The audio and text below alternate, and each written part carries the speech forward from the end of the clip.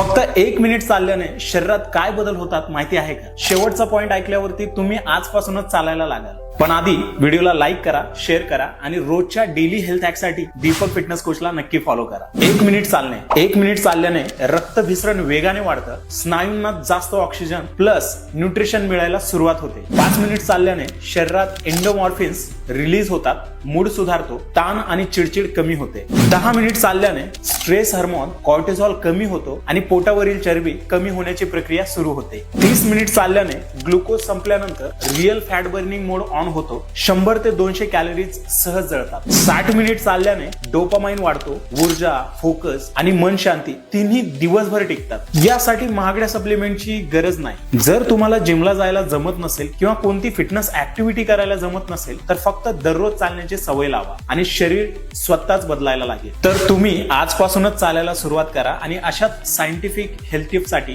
Deepak fitness कोचला नक्की follow करा आणि माझ्या YouTube चॅनलला सबस्क्राईब करा.